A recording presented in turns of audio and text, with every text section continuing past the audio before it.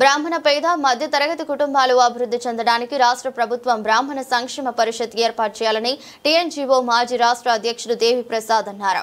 జిల్లా కేంద్రంలోని ఎంవీఆర్ పాఠశాలలో కొలనుపాక రవికుమార్ అధ్యక్షతన ఏర్పాటు చేసిన ఉమ్మడి నల్గొండ జిల్లా బ్రాహ్మణ official and professional welfare association సమావేశానికి సంఘం పొలిటికల్ కన్వీనర్ యమున పాఠక్ తో పాటు పలువురు పాల్గొని మాట్లాడారు. రాష్ట్రంలో అన్ని కులాల వారీగా కార్పొరేషన్లు ఉన్నాయని, బ్రాహ్మణ సంఘానికి లేకపోవడంతో బ్రాహ్మణ కులానికి ఎంతో నష్టం జరుగుతుందని తెలిపారు. కార్యక్రమంలో సంఘ నాయకులు పోచంపల్లి రమణారావు, మంత్రవాది శ్రవణ్ కుమార్, చాకిలమ్మ వేణుగోపాలరావు అండ్ అభిలాష్, చాకిలం రాజేశ్వరరావు, వింజమూరి సుధాకర్, నీవర్సు నీరజ, డి వసుదేవ శర్మ, సిరి ప్రగడ శ్రీనివాస్ శర్మ తదితరులు పాల్గొన్నారు.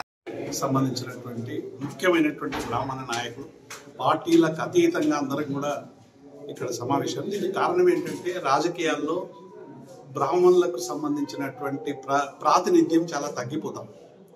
ప్రభుత్వం ఒక డైరెక్ట్ ఎలక్షన్లో ఈరోజు డబ్బుల ప్రభావం ఎక్కువగా ఉండడం, వివిధ సామాజిక వర్గాల సంఖ్య ఎక్కువగా ఉండడం వలన డైరెక్ట్ ఎలక్షన్లో అనేక పార్టీలు కూడా గెలిచేటువంటి అభ్యర్థికి టికెట్ ఇచ్చేటువంటి క్రమంలో బ్రాహ్మణులందరూ కూడా వెనుకబడిపోవడం అనేటువంటిది ఒక సర్వసాధారణ పరిస్థితి అయిపోయింది. కాబట్టి ఇలా కనీసం నామినేటెడ్ పదవుల్లోనైనా, లేకుంటే దేవాలయాలకు సంబంధించినటువంటి ట్రస్ట్లలోనైనా, లేకుంటే మార్కెట్ కమిటీ చైర్మన్లోనైనా ఏవైతే నామినేటెడ్ పదవులు ఉన్నాయో ఆ కనీసం వాటిలోనైనా బ్రాహ్మణులకు సరైనటువంటి ప్రాతినిధ్యం ఇవ్వాలని చెప్పి మేము ఈ సందర్భంగా విజ్ఞప్తి చేస్తున్నాం. రెండవది, ఇలా బ్రాహ్మణ సంక్షేమ పరిషత్ గతంలో కేసీఆర్ గారి నాయకత్వంలో ఈ రాష్ట్రంలో పేద బ్రాహ్మణులందరూ కూడా సహాయం అందించడానికి బ్రాహ్మణ సంక్షేమ పరిషత్ అనేటువంటి ఒక సంస్థను స్థాపించి అనేక మందికి వివిధ వృత్తుల్లో ఉన్నటువంటి వారికి అవసరమైనటువంటి ప్రభుత్వ సాయం అందించే విధంగా వేలాది మందికి సాయం చేయడం జరిగింది. అట్లాగే ఇతర సామాజిక వర్గాలతో పాటు విద్య ఉన్నప్పటికీ కూడా అవసరమైనటువంటి ఆర్థిక పరిస్థితి లేనటువంటి వాళ్ళకి కూడా ఓవర్సీస్ స్కాలర్షిప్స్ 20 లక్షల రూపాయలు ఇచ్చి అనేక మంది విదేశాలకు కూడా పంపించేటువంటి ప్రయత్నం చేశాం.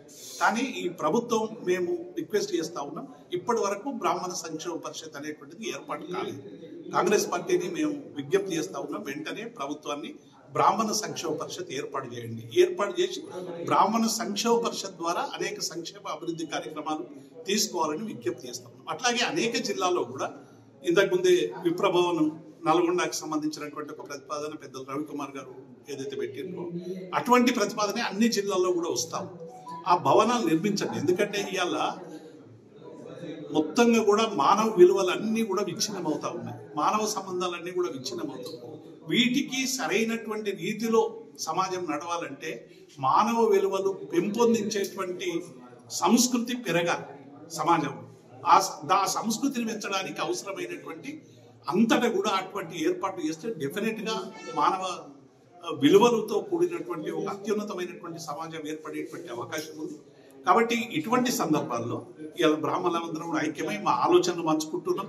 ఈ ఆలోచన ద్వారా వచ్చినటువంటి విషయాల్ని మా అధిష్టాన వర్గాలకి మేము బీఆర్ఎస్ పార్టీగా, బీజేపీ పార్టీగా, కాంగ్రెస్ పార్టీగా ఇక్కడ వచ్చిన అభిప్రాయాలన్నీ కూడా మా అధిష్టానాన్ని చెప్పి బ్రాహ్మణుల వైపు ఆ రాజకీయ పార్టీల దృష్టి మళ్లించే విధంగా మేము ప్రయత్నం చేస్తా ఉన్నాం. అన్ని రాజకీయ పార్టీలు ఎంతో కొంత చేస్తూ ఉన్నాయి. గతంలో ఎమ్మెల్సీలు ఇచ్చిండ్రు, ఎమ్మెల్యేలు వచ్చినాయి.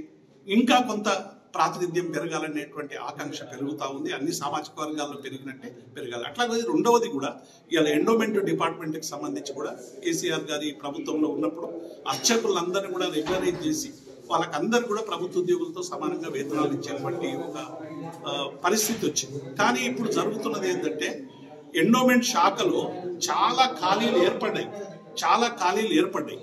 ఆ ఖాళీలను డైరెక్ట్ నోటిఫికేషన్ ఇచ్చి మరి ఎగ్జామ్ పెట్టి తీసుకునేటువంటి ఒక ప్రయత్నం జరుగుతున్నదని మాకు తెలిసింది. కాబట్టి ఎండోమెంట్ శాఖలో ముఖ్యంగా ఒక ఎండోమెంట్ శాఖలో 25-30 ఏళ్లుగా తమ జీవితాన్నంతా దారపోసినటువంటి అర్చకులు ఉన్నారు, వాటికి సంబంధించినటువంటి పూజారులు ఉన్నారు, ఇంకా మిగతా సిబ్బంది ఉన్నారు. హిందూ మత ఉద్ధరణ కోసం పనిచేసేటటువంటి వాళ్ళు, ధర్మం కోసం పనిచేసేటటువంటి వాళ్ళు. కాబట్టి వాళ్ళ ద్వారా ఆ నియామకాలు చేయండి అని మేము రాష్ట్ర ప్రభుత్వానికి విజ్ఞప్తి చేస్తా ఉన్నాం. తప్పకుండా ఈ విషయాన్ని ప్రతిపక్ష పార్టీల ద్వారా ప్రజల దృష్టికి తీసుకుపోతాం, అధికార పార్టీ ద్వారా ప్రభుత్వ దృష్టికి తీసుకొచ్చి సమస్యను పరిష్కారం చేసే విధంగా ఈ సమావేశంలో అభిప్రాయాలు సేకరించి డెఫినెట్ గా రేపు ఎంపీటీసీలో కానీ, జడ్పీటీసీలో కానీ, రాబోయే స్థానిక సంస్థల ఎన్నికల్లో కానీ బ్రాహ్మణులకు అవసరమైనటువంటి ప్రాతినిధ్యాన్ని ఇచ్చే విధంగా ఆయా రాజకీయ పార్టీల దృష్టి మళ్లించే విధంగా మా ఐక్యత కొనసాగుతుంది. బ్రాహ్మణ సమ్మేళన కార్యక్రమాన్ని వివిధ రాజకీయ పార్టీలలో ప్రముఖంగా ఉన్నటువంటి బ్రాహ్మణ పెద్దలందరూ కూడా ఇక్కడ సమావేశం కావడం జరిగింది.